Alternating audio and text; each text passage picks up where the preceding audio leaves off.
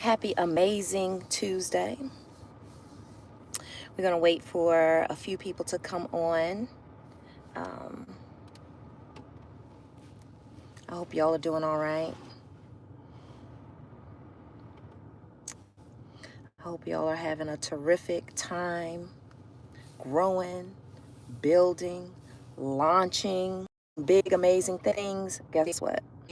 You know how they say there is no better time than the present? That is absolutely true. There is, speaking of doing no better time than right now. Right now is the time. You know, sometimes we put things off. We push it off. We give ourselves an out as to why certain things we can't do. You know, we feel like, the circumstances have to be exactly right before we'll take a chance. We say, okay, well, I'm going to wait till the kids get out of school, or I'm going to wait until the mortgage is paid off, or I'm going to wait until, XYZ. But there is no better time than the present. Because guess what? What if you wait for all of those things to take place and it's still not the right time? Because there's always going to be something that's going to give you an out when it comes to really going for it, really going for your dreams. And you know what? We're not procrastinating anymore.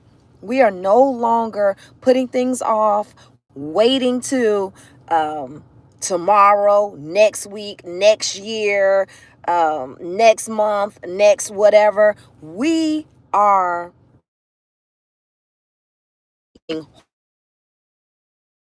wholeheartedly in ourselves. We are taking a chance, like right now. And again, there's no better time than right now. Why wait? Why wait? Why wait to be great? Why wait to be amazing? Why wait to reach your full potential? Why wait to become the person that you know you can actually be? Why wait to start that business? Why wait to write that book? Why wait to do all of the amazing things? Because here's the thing, sometimes putting those things off, you may never get to it. One of my favorite books in the world, and I started this video this morning, and then I got a phone call and I had to jump off. But one of my favorite books in the entire world is The Dream Giver. All right. If you've never read that book before, you definitely need to pick up that book, The Dream Giver. The Dream Giver has, it's a cautionary tale about not living your dreams. The main character in the book is called Ordinary. And I'm quite sure that Bruce Wilkerson, that's the author, he named him Ordinary for a reason. He lives in everyday land. Nothing special is going on. But Ordinary woke up one day and there was a long white feather on his pillow. And he went to his dad and he said, "Dad, I had this long white feather on my pillow. What does this mean? The dream giver left a long white feather on my pillow." And his dad was like,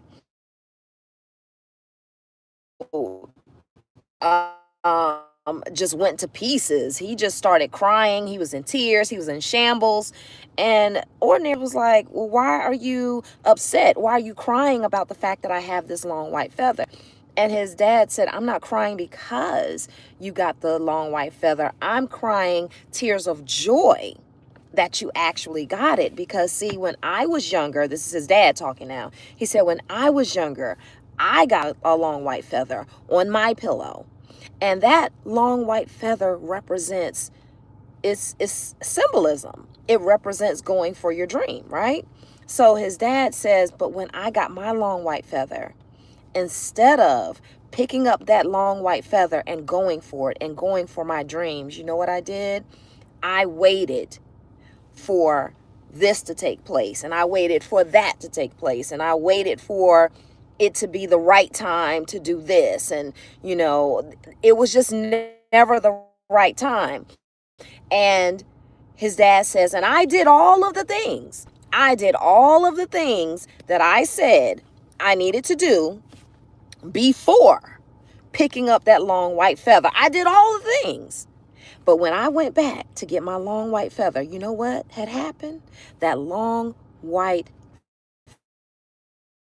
feather had turned to dust. So his dad is saying to his son, his dad is saying to Ordinary, which is his name, he's saying, I'm not crying because of you getting the feather. I'm just so elated that you have a chance to actually live your dream. Because when I went to get my long white feather, when I went back to get it, after putting it off, when I went back to go and get it, it had turned to dust. And that's not what I want for you. So Ordinary, he took the feather and he said, okay, well, I'm going to pack up and I'm going to go, live my dreams. Now, here's where it gets interesting, and here is where it really applies to us. Because just like in the book, The Dream Giver, Ordinary started facing all of these unexpected challenges when he decided to live his dream.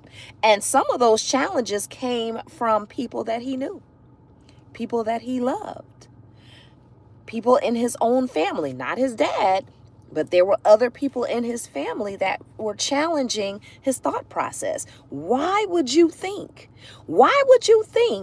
you, old ordinary you, why would you think that you're special enough to leave here, everyday land where nobody's really doing anything but what they're doing?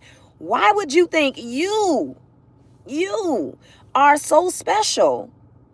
Why would you think you are beyond ordinary? Why would you think you can go and live your dreams? Nobody leaves here.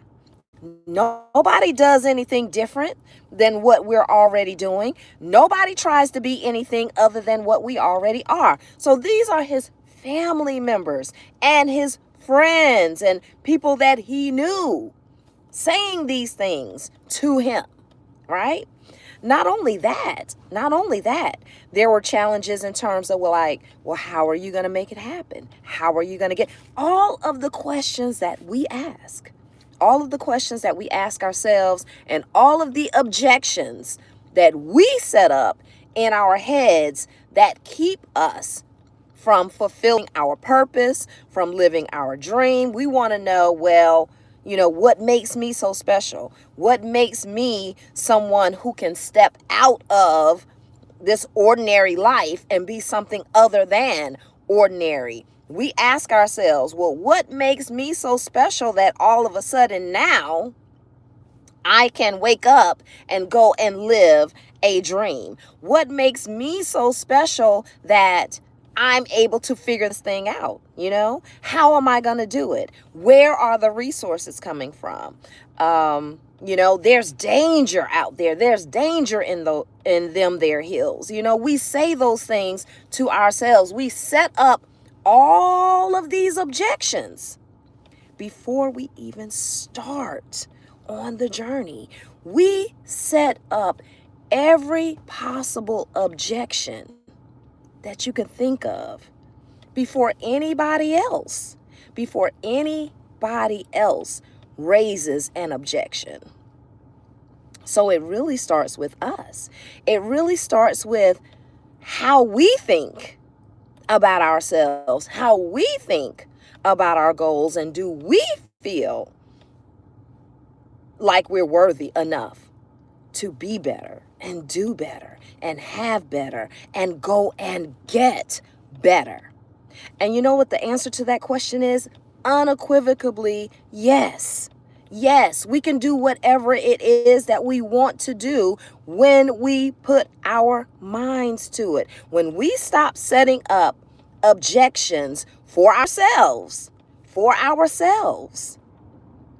and realize that there is no better time than the present. There is no time like right now.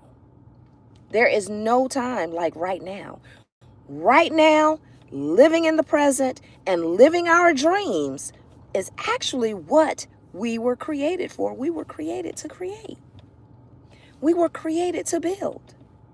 We were created to create other things. We were created to make a better way and a better life for other people. So let that marinate for a second. Even if you as an individual are afraid to step out, think about all of the people coming behind you who are just looking for an example. Some people are just looking for an example that it can actually be done. And I'm not talking about things that are foreign to you. I'm not talking about things that maybe you have never thought of. These are things you've thought about already. These are things you've been dreaming about. These are things that you've been praying about. These are things that you've been daydreaming about. These are things that you're at work perseverating over because you can't wait to clock out and work on your actual dream. Why do you think that is? Why do you think there are so many people who, when they get off of their 9 to 5, they are trying to figure out a way between 6 and 9, 7 and 10, 5 and 8, whatever time it is, or the rest of the night, trying to figure out how do they actually invest in their dream. It's not a rare thing. It's not a rare thing. But what is a common theme, what is a more common theme is that people are putting it off. And they're putting it off, and they're putting it off, and they're putting it off until that long white feather turns to dust. And when they finally make up their minds to go back and pick up their dreams and start on whatever it is, that dream has turned to dust, or they have. Or they have. We're not promised to be here forever. We're not promised to live forever. And because we're not promised to live forever, we're not promised to live another day or another minute. So with that being said, in living in the present, there is no better time. There is no better time than right now to build that dream, to go for it, to become the person that you know for a fact that you can be, to build that big, beautiful life that you know you are meant to have. There is no time like the present. There is no better time than right now. So stop putting it off. Stop putting it off. Stop coming up with objections for yourself. Start living in your purpose. Start living in your purpose. Start working on that dream. Start writing that business plan. Turn on that camera. Start writing that song. Think about what it is that you need to do in order to make this dream happen. Now, it's either Franklin Covey or Stephen Covey, one of them. It's one of the Coveys. And they say, begin with the end in mind. Begin with the end in mind. Don't think about all of the hard stuff in between the actual idea and it happening. Begin with the end. And what does it look like? What does it look like becoming the person that you know you're meant to be? What does that look like for you? What does that having that business that you've always wanted to start, what does that look like? Having financial freedom, having your time back, what does that look like? Being able to get up every day and do exactly what it is that you want to do with your time and your resources and your energy. What does that look like? Begin with the end in mind and then reverse engineering it to come up with the steps that you need to come up with so that you can have the life that you want to have. But there is no time, there is no better time than right now. There is no time like the present, and there is no better time than right now. And we are not putting it off anymore. We're not procrastinating. We're not tucking that long white feather under the pillow and saying we'll come back to it after the kids graduate or after, the loan is paid off or after the mortgage is, taken care of or after this or after that or after that. No, we are going to live our right now, right now. Okay? Because again, there is no better time than right now. There's no time like the present. And if we're going to live in the present moment, we need to live it to the fullest. So whatever your dream is, whatever that long white feather looks like for you, again, start planning. Start planning and putting the things in place so that you can live exactly the way that you want to live. All right? All right, guys. I love you guys. And don't forget to subscribe on your way out. Join the family. All right? I love you guys. Have an amazing, amazing night. All right?